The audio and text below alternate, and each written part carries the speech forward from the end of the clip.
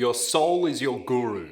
What on earth is the soul? What on earth is the guru? How does the path of Himalayan meditation turn every single moment of your day into your biggest teacher? Well, watch on in this video to learn a little bit more about how the powerful Himalayan meditation practice can help you uncover the wisdom that's right before your eyes.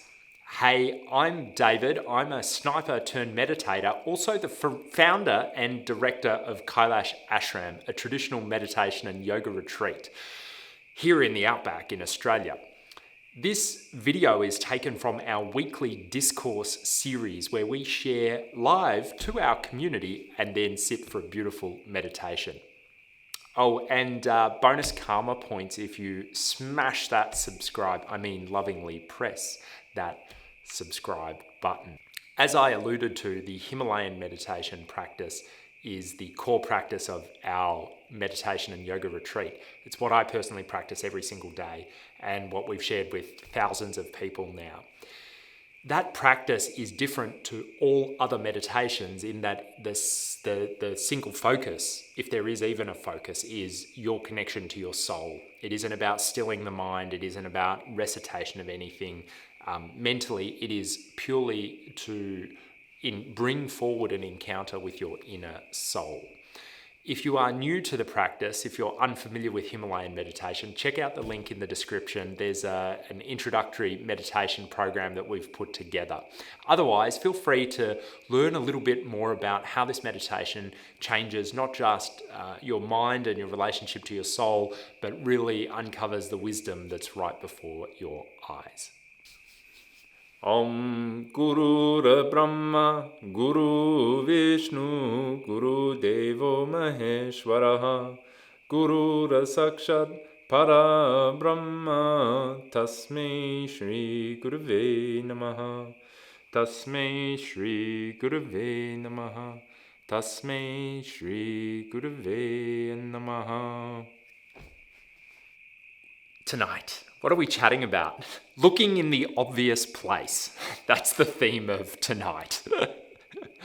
I encountered something that has probably a whole gold mine, a reservoir for spiritual metaphor in a simple daily encounter that happened to me literally this afternoon.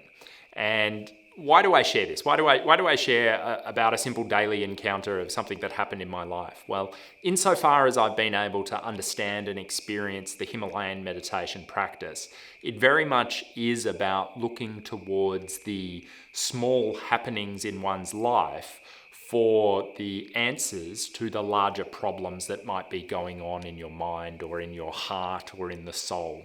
So you actually begin, you do your 30 minutes of seated meditation. I'm a holy soul, I'm a pure soul. It's all good, right? Well, most of us who've sat down for 30 minutes will feel that there's an excruciating amount of thoughts and the body's probably going to protest and it's not going to be the best of times. And so it's very easy to think, this meditation ain't much chop because it's not working on my...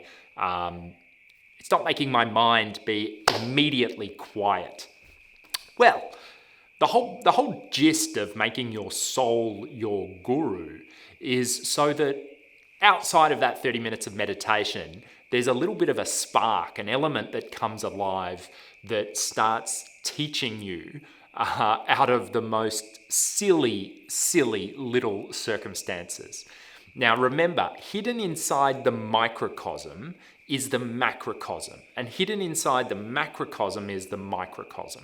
This is a fundamental yogic proposition, that the way to know the supreme soul, Paramatma, is via getting to know the individuated soul, the Jivatman or the Atman.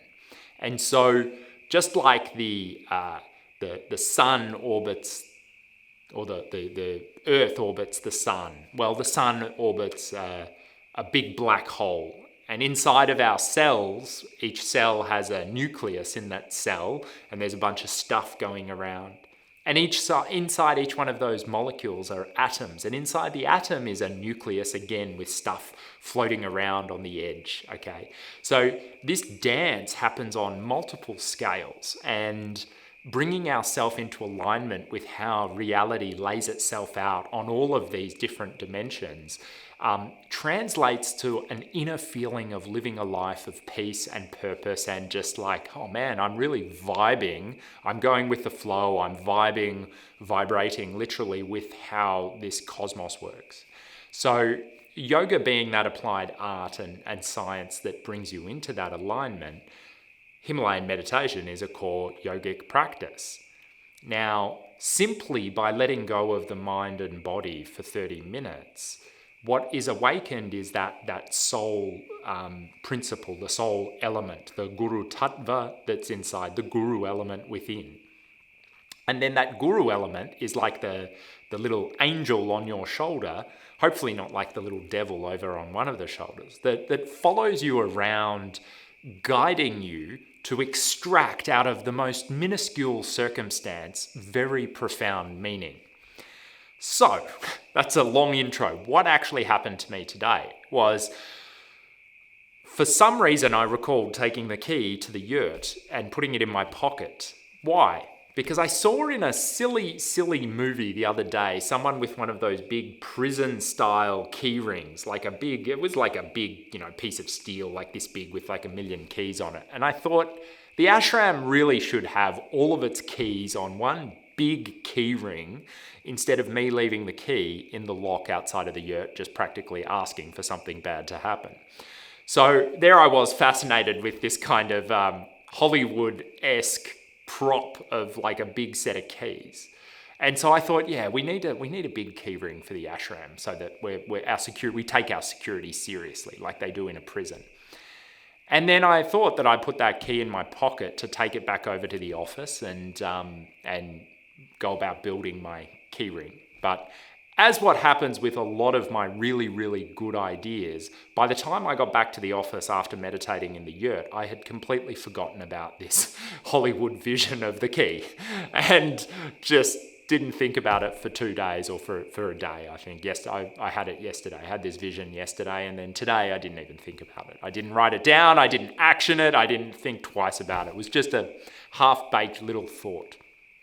And so there I am at 6 o'clock this afternoon, and I want to come to the yurt to do some filming for something that we're doing. And I bring all of my stuff over to the yurt and I plonk it out the front, and I'm like, the key isn't in that spot, because I definitely took it in my pocket. I remembered, yes, this vision of the key on the key ring. Oh, shit, it's not in my pockets. Oh, I must have left it in my jacket pocket. So I'll go back to the house and check my jacket. Oh, well, 45 minutes later, after I have checked through every single garment of clothing that I own, every single jacket, I was searching under the couch, in behind the cushions, I was looking everywhere for this key. And I swore black and blue that I had taken that key to the office because I wanted my big fancy Hollywood key ring, but I couldn't find it. And, I proceeded to watch how my mind and my sense of purpose and agitation were being built by that circumstance. I'm like, I'm not going to get angry, and I'm not going to get short-tempered. I'm just going to patiently look around everywhere. So I tore the house apart, I tore the lodge apart, I looked everywhere and couldn't find the key. And started giving up a little bit of hope and decided to come back down to the yurt. And the rock where the key is normally placed under, I looked at it, and some part of me knew where the key was. And the key was under the rock. So I lifted the rock and I'm like, well, there you go. That's an hour of my life looking for something that was in the place that I put it every single day. And so I proceeded to let myself into the yurt and did what I needed to do, did some recording, sent a funny message to my wife and son, who sheepishly said, I was going to say, did you look under the rock? But I didn't want to offend you, so I didn't say it. There you go. Okay, so what are my teachings? All right, now, 10 years ago, my life would have just been like, whatever, man, I got the key, I got into the yurt, I'm happy, it's all good, and I get on with my day. Since beginning this path with the Himalayan meditation, now I see that that is actually a little mirror. That's an offering to me of maybe something that I'm going through. It's a reflection of something that I'm going through right at the moment. That maybe there's some spiritual learning in there for me. And so what I then proceeded to do was introspect and look into the situation. Now, in previous years gone by, I would have said, "You're an idiot. How come you forgot the key?" Okay, that's my toxic self-narrative. That didn't happen. I had a chuckle. I had a laugh about it. So that was good. But then I began to probe a little bit deeper. And right now, in the spirit of unpacking, well, how is it that I introspect in the hope that, it prompts you to introspect about the circumstances in your life that are begging for clarity to be turned up on? Well, I see projected onto that situation maybe my inability to check in the obvious places. And that is a bit of a theme that maybe has occurred in many areas of my life. I have a fascination with really complex technical things, and simple solutions don't really titillate my mind. They don't make me feel that something is profound, like a simple truth, like, God, give me a really complex truth. I want a 1,000-page novel. That's going to really mean that it's substantial. But really, if something can be condensed into one single line of poignant poetry or one single word that hits the nail on the head, then that simple, elegant solution is worth more than the 1,000 words or 1,000-page novel. And so I have my own personal resistance to simple truths. And maybe this is a circumstance that is telling me to look in more obvious places for the things that I need to get into the places that I need to go. One of the biggest problems that people have with a practice of surrender, when there isn't that much technical component of the practice, is to equate it with being inferior to the 1,000-page novel. Now, which part of our being is entertained and rolls around enjoying a 1,000-page novel? It's the mind and it's the intellect. And sure, it makes us feel some emotions and maybe a sense of satisfaction or pride that we got through 1,000 torturous pages. But the soul itself speaks in a very clear, simple, elegant truth. We often say it's either a hell yes or a hell no. And if you're at the soul level, you're characterized by that's definitely a yes, that's a definite happening. Or, similarly, a soul-based message can also come through that it's like, I don't know why. Again, why is a function of mind, but that's a no. And I don't need to understand it just yet because it's coming from a higher place.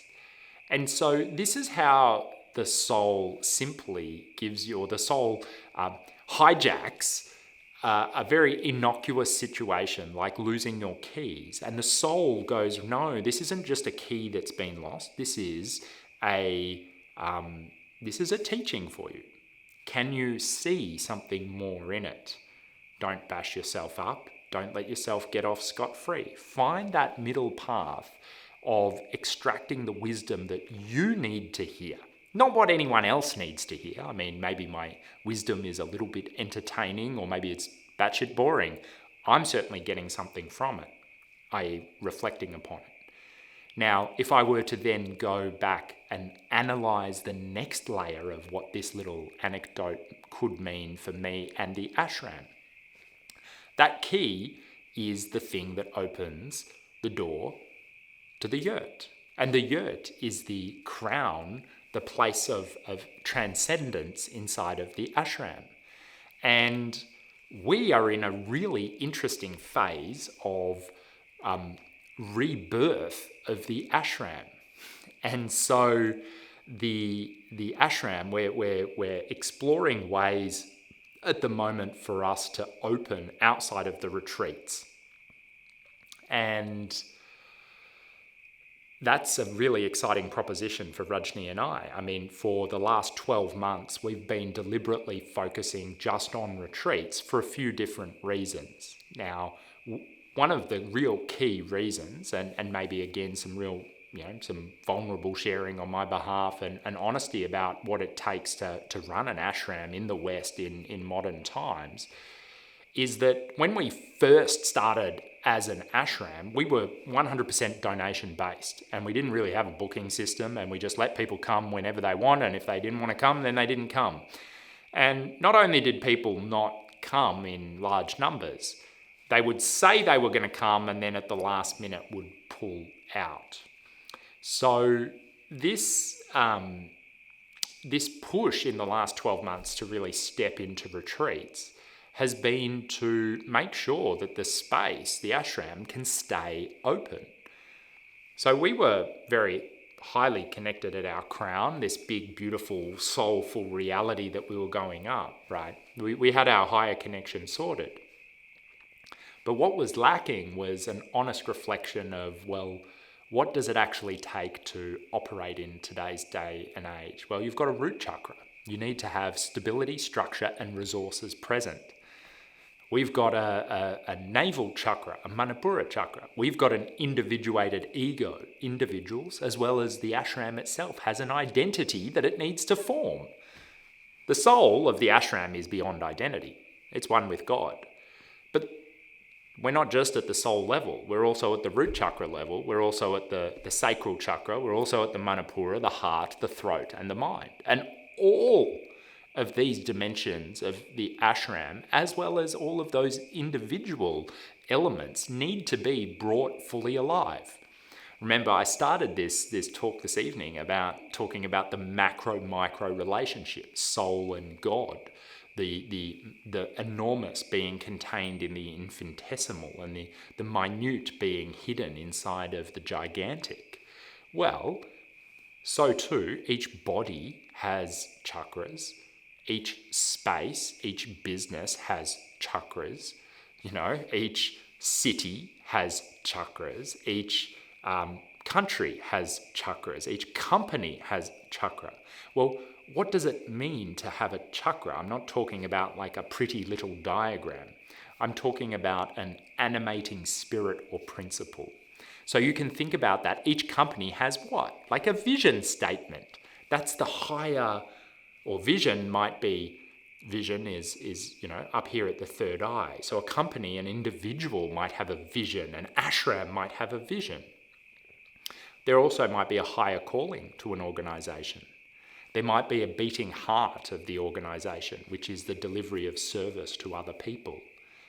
Each organisation has fundamentals as well, like you have to pay the bills. No organisation is exempt from that reality. People and connection, that's another reality that is inside of the body as well as inside of organisations, inside of the country, inside of everywhere. So the Chuckrik system, the energetic system that you can learn from your own yoga practice, is one that is not just confined to your personal psychology or your body. It's related to nature, and it's also related to everything in life. It's a way of seeing things, and it's a very useful, very, very useful model for guiding yourself into alignment with those higher principles. Well, what do I mean by that? Well, without the structure of the body, i.e. the earth element, root chakra, you just become a blob on the ground. Without the financial situation sorted for any organisation, you just become a blob of an organisation. Now, in the more charitable sector, in the not-for-profit sector, a lot of organisations hide behind charity instead of a good business case to keep themselves alive. They take money from people, give us donations, and that's how we're going to prosper. That's traditionally how an ashram would survive. it didn't work for us. So what we had to do was go and learn a thing or two about business, marketing, and sales in order to make sure that our ashram could keep itself sustaining. And we're at a really interesting phase in this last couple of weeks that we've come to the realization that that phase of getting the business case sorted and making sure that the bills and the mortgages that the ashram has are all paid, that we're in a happy place now. And so, well, what does the next chapter hold? If those lower chakras are organized by if the space is content and satisfied and it's got enough money to make sure that the bills are paid, what do we then focus upon? Well, we return straight away back to the higher purpose to guide us as to what the next step is. And so too, that's what we do as individuals. We go through phases where we get a little bit lost, we get a little bit locked out, we get into looking mode because we've hidden a key or done whatever. We've got to go and take care of our finances. We've got to go and make sure that our ego's happy, that our belly is fed. But once those things are met, the Himalayan meditation is your daily opportunity to return to soul-based consciousness. And when you make a habit of returning to that soul-based consciousness, then you receive the sorts of gems and insights that the soul has waiting for you. If you hang around at any of those other lower energy centers, they're not lower as in worse, but if you get caught by those lower energy centers and stay there for too long, then your whole world becomes around your survival need or about your food and nourishment or egoic identity. That daily pattern interrupt that the soul provides you is what this meditation is really about. And that's why it's a little bit different than some of the other meditation practices that are out there that focus more heavily on technique or method. They're a little bit more like 1,000-page novels. This meditation is like a one-trick pony, it's like, surrender, that's it. And most people are like, what do you mean? It's like, sit down for 30 minutes and you'll see for yourself. And then after sitting down for 30 minutes, most people go, well, that was insufferable, or that was quite rough, or, in a more rare number, ooh, what was that? There was something hidden inside of the emptiness that had a little bit more to say than what I was expecting going into that. And so we're really, really, really very much looking forward to this next couple of weeks. So not only are we going to open back up as an ashram, enabling people to come in a much more affordable way outside of our structured retreats. So the first retreat that we're going to be offering is for personal retreat. So for those people who just want to come and use the space to have beautiful accommodation, beautiful food, and a place to practice and also to support the ashram, that opportunity is going to be there.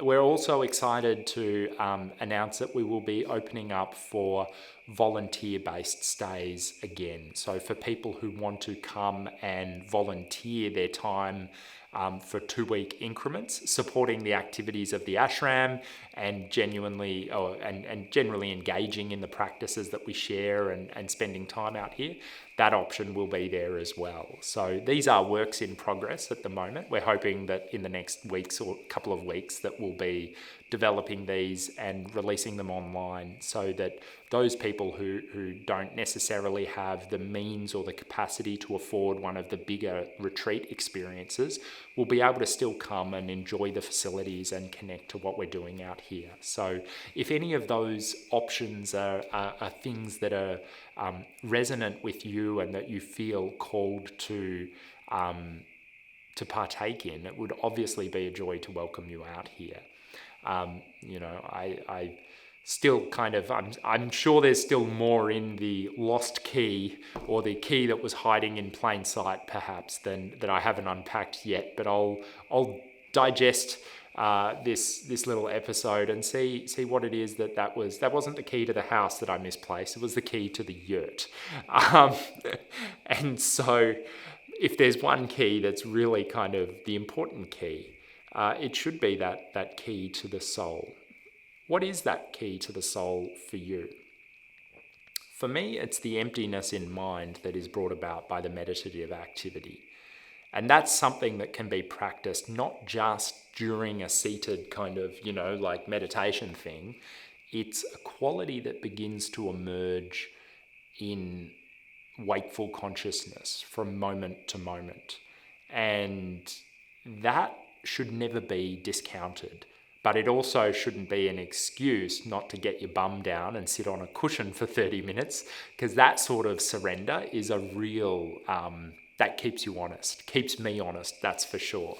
I certainly know if I'm kidding myself and going, look, I've been really mindful today, I don't need to meditate tonight. But if I string that together for a couple of days, my mind just gets gunked up, my awareness gets a little bit more contaminated with the goings on of daily life. So in that spirit of sitting, washing our awareness, in allowing ourselves to allow the soul to be that guru to guide you back into the little nuggets of wisdom to keep you going for another week, wherever that is. I invite you to find your comfy spot for meditation. Siobhan, Slajana, Beverly, Rajni, Dinesh, Rosetta, Kerry, thank you so much for tuning in and connecting to Kailash Ashram.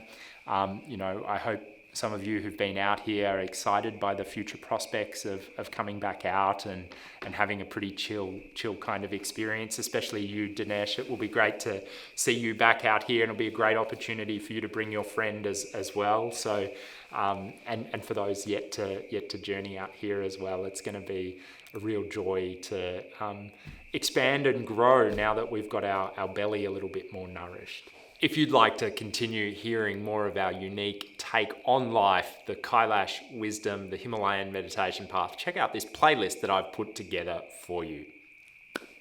Jayat Meshwa. Bye.